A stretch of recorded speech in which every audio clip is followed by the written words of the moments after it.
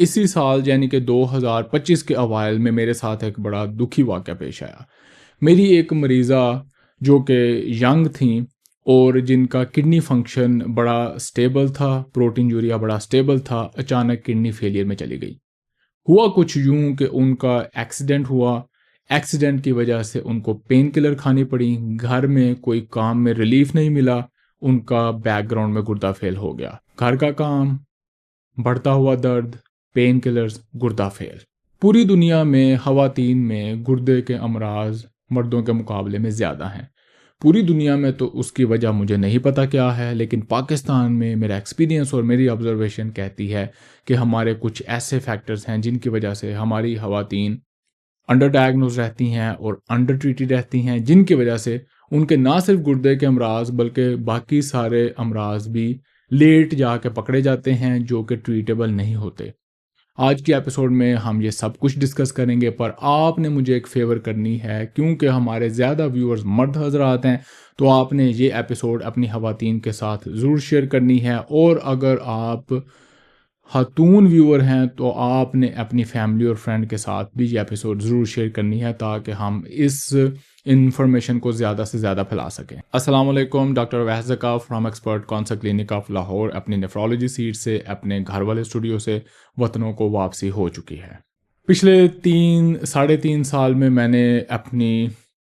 Practice کے دوران پاکستان میں جو چیزیں آبزرو کیں، جو سارے ایکسپیرینس کیے، اسپیشلی خواتین پیشنٹس کے ساتھ، وہ میں آج آپ کے ساتھ شیئر کروں گا۔ جو ڈیفرنٹ فیکٹرز ہیں جن کی وجہ سے خواتین میں امراض دیر سے پکڑے جاتے ہیں اور صحیح طرح ٹریٹ نہیں ہوتے، ان میں سب سے پہلا ہے اگنورنس۔ اور اگنورنس دو طرح کی، ایک خواتین کا خود اپنی علامات کو اگنور کرنا، دوسرا باقی ساری ٹیم، فیملی ممبرز اور جو ہیلتھ کیئر ہے ان کا خواتین کی علامات کو اگنور کرنا۔ سمجھا جاتا ہے ایویں ہی کہہ رہی ہے، کم سے تھک گئی ہے، پٹھوں میں درد ہے، کھچاؤ ہے۔ سوشل فیکٹرز کی بنا پر ہم باہر جا کے بلڈ پریشر چیک نہیں کروا سکتے، بلڈ ٹیسٹ کرانا بڑی مصیبت بنا لیتے ہیں، اور ہفتوں، مہینوں، بعض کیسز میں نے دیکھا ہے سالوں۔ ڈاکٹر صاحب میں تو کتنے سالوں سے وہ لوکل ڈاکٹر کے پاس درد والے انجیکشن بس لگوا رہی تھی، پٹھوں میں بڑا کھچاؤ تھا۔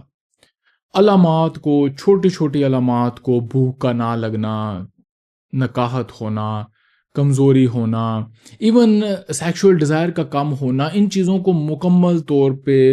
پتہ نہیں کیوں اگنور کیا جاتا ہے۔ پھر اس کے بعد دوسرا آتا ہے انڈر ڈائگنوسس،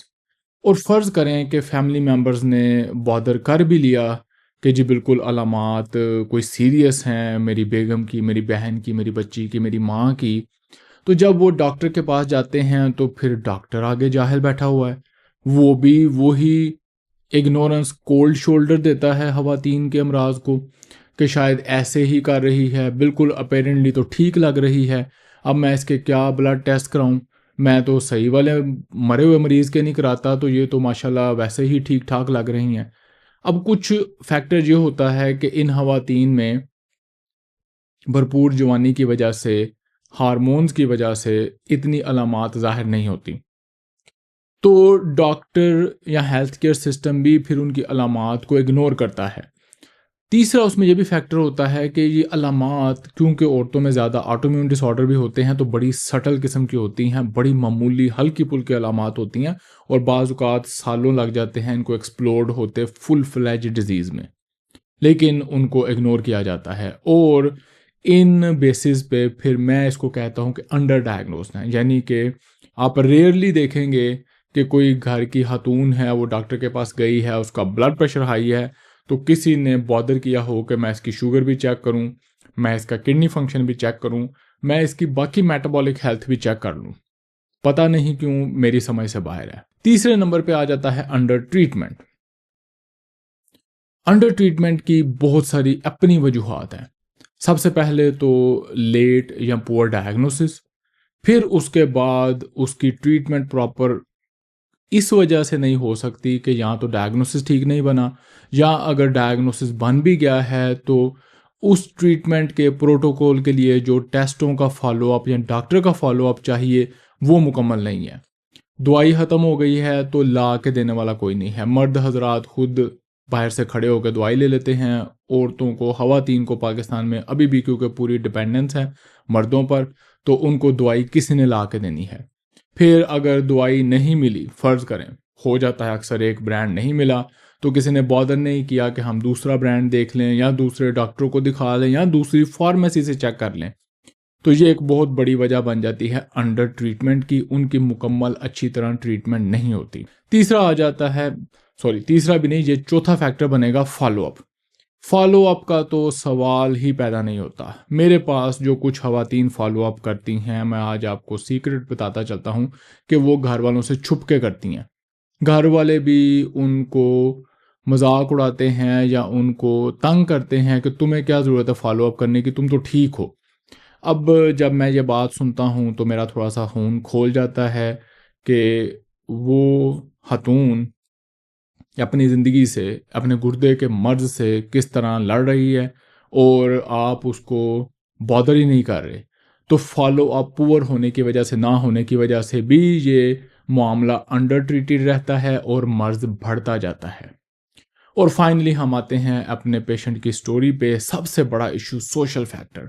کہ ہماری خواتین نہ خود ریسٹ کرتی ہیں اور نہ ہی ان کے گھر والے ان کو ریسٹ کرنے دیتے ہیں۔ اب جیسے میری ہی مریضہ دیکھیں، ایکسیڈنٹ، گھر کا کام، پین کلر، گردہ فیلئر، گھر کا کام، پین کلر، گردہ فیلئر۔ اب اس ایکسیڈنٹ میں، جس میں اب مجھے یاد نہیں ان کا کون سا حصہ افیکٹ ہوا تھا، وہ بڑا پینفل تھا، لیکن ان کو اپنے بچوں کے لیے کام بھی کرنا پڑتا تھا، انہوں نے اسکول جانا ہے، یعنی کہ اس خاتون کو کوئی چھٹی نہیں ملی، جس کی وجہ سے اس کو لگاتار دھڑا دھڑ درد کی دوائیاں کھانی پڑیں اور اس کے ساتھ ہی ان کا گردہ فیلئر کی طرف چلا گیا۔ تو یہ جو ہمارے کچھ سوشل فیکٹرز ہیں، یہ مل ملا کے ہماری خواتین کو انڈر ڈائگنوز اور انڈر ٹریٹڈ رکھتے ہیں، جس کی وجہ سے بے شک وہ گردے کا مرض ہو، بے شک وہ کوئی اور مرض ہو، جلدی سے جلدی اور بڑی تیزی کے ساتھ فل فیلئر کی طرف چلا جاتا ہے۔ ایپیسوڈ کو سمرائز کرتے ہیں کہ پاکستان میں ہم خواتین کے امراض کو، ان کی علامات کو اگنور کرتے ہیں، ان کو مکمل ٹریٹمنٹ میں ہیلپ آؤٹ نہیں کرتے، جس کی وجہ سے ان میں امراض تیزی سے بڑھتے ہیں اور پھر لا علاج ہو جاتے ہیں۔